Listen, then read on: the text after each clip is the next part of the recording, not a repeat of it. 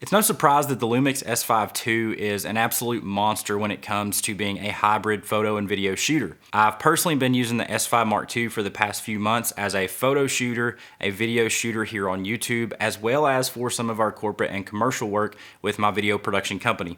And I just wanted to give you guys the breakdown of this rig. Maybe it will help you with the way that you rig your S5 Mark II. Also, as we're going along with this rundown, I'm gonna be including the cost of each piece of gear on this rig and tally up the total at the end so that you can kind of compare with other systems in the small mirrorless hybrid world. So without further ado, let's go ahead and hop into it.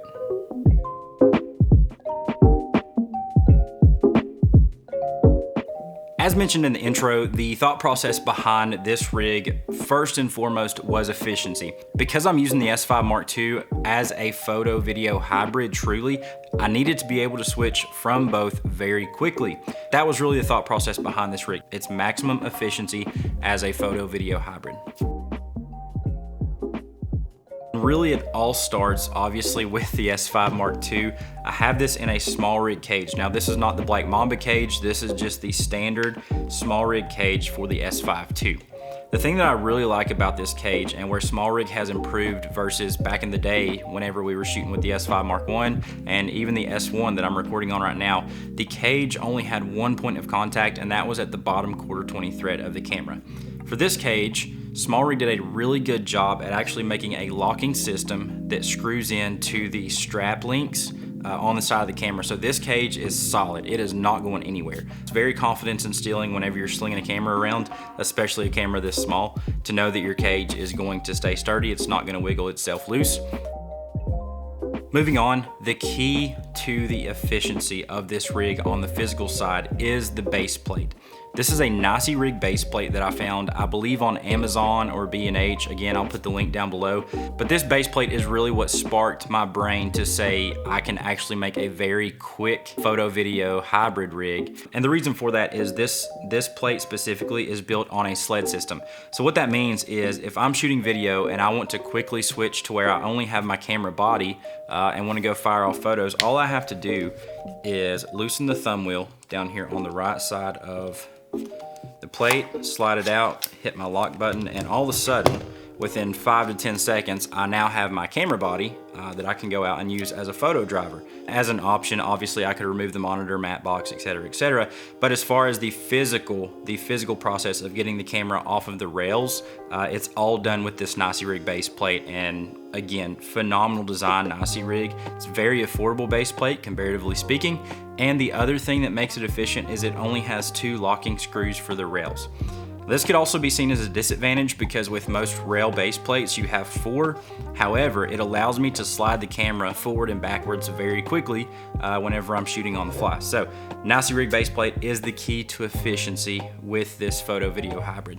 Lock that back in there and tighten the wheel back down, and we are back into video mode. As far as mounting points for the base plate, I have the Small Rig 15mm rods. Now these are the non-carbon fiber version. I have the carbon fiber rails on my Blackmagic. What I realized though is with the carbon fiber rails, there are no threads on the inside. So if you ever want to extend your rails out, which we do have to do sometimes when we use our teleprompter for some of our clients, I can't do that with carbon fiber rails. Pretty big downer. However, with the aluminum rails from Small Rig, they are threaded on the inside, so I can extend them if need be. I believe these are the 12-inch rails, which for this rig, keep it nice and short and compact. Moving to the back of the camera, first off starts with the IDEX cheese plate. Now this is their mini cheese plate. The cool thing about it is it actually has pretty good amount of power out points. So it has your traditional D-taps where you can power monitors, you can power the camera itself. If you have a dummy battery, you can power any sort of D-tap accessory. The thing that I like about it the most though is it also has a USB-C out, so I can actually power the camera via USB-C and I don't have to have a dummy battery, and I'll tell you how that comes into play here in a second. Now, as far as power itself goes, whenever I'm in video mode, that is done via this FJ Dynamics VMount battery. And I want to take a second to mention FJ Dynamics. They sent this battery out to me back in June or July of this year, and I've been using it exclusively for this rig for 2 reasons. Number one is it's so freaking lightweight. This does not add a lot of weight to my rig at all, which keeps this thing nice and small and mobile. But secondly, they rate it as a 90 watt hour battery. It seems like it should be bigger though, because I have shot football game after football game after football game. We've had production days with commercial clients, and I've only had to use this one battery. Now, as far as practical use goes and in-game use, the only time that I have to go by is a football game is typically between 2 and 3 hours of shooting, in which I do not power down. On any game day, I'm typically only using about 40 to 50% of this battery, and that's just going by the light indicators on the side for a football game. So I don't know what the actual time would be for this battery as far as, you know, when I would have to replace it, but I can truly say this FJ Dynamics battery has been incredible. Thank you guys again for sending this battery out for me for a review. Highly recommend the FJ Dynamics VMount. I'll link it down in the description below as well. The other thing that I like about this battery, aside from lightweight and power, is no different than my cheese plate. I can power my camera via USB-C. The reason this is important for this specific rig is in the past with other VMount options, there was no USB-C out, so I would have to use a dummy battery. This creates an extra step when switching from video to photo mode. When I can power my camera via USB-C, which you can with the S5 II, I have the ability to leave the factory battery inside of it. So that's one less thing that I have to unplug whenever I'm pulling the camera off the sled to go into my photo mode. Moving up top, I'm currently using the Atomos Shinobi, which I've had for many, many years now. I think the first review that I put on the Shinobi on this channel was like 3 or 4 years ago at this point in time. So this is still my original Shinobi. It serves me well. I know there are better things out there nowadays. There's monitors that have recording options, there's brighter, there's bigger, but the Shinobi has served me so well. It has paid for itself time and time again. And I'm using the Condor Blue HDMI cable, it's the curly one. Again, just trying to keep it short to connect the camera to the monitor so that I really have all of those extra helpful video features like waveforms, false colors, things like that that are not present on the S5's LCD itself. Another little accessory that I keep on top of this rig is a NATO Rail.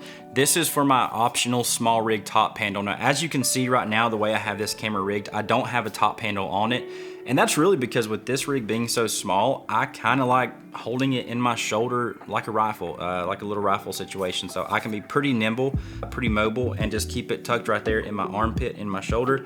I can pull focus with my thumb if I need to, and I can still see my monitor. So the only time that I really use that top handle from small rig is if I'm needing to get some really low angles. I can pop it on top with the NATO Rail, drop the camera down low.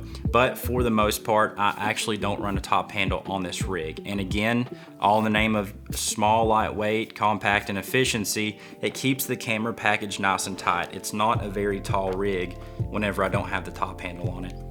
The final element to this rig is the Mattebox. This is the small rig mini Mattebox Lite designed specifically for hybrid DSLR and mirrorless cameras.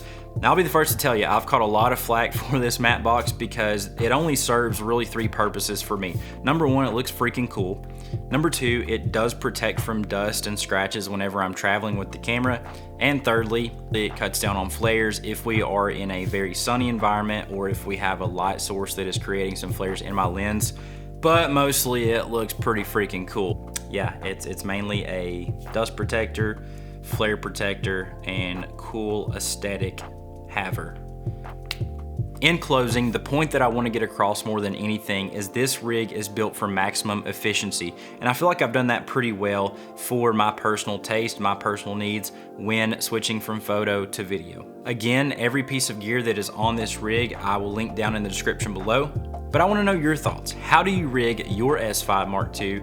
Do you love mine? Do you hate mine? Are there any things that you would recommend to me that could maybe improve upon this build? Would love to know those down in the comments below. And as always, thank you for being a part of this channel. I love growing this community here on YouTube. Y'all have a good one, and we'll see you in the next.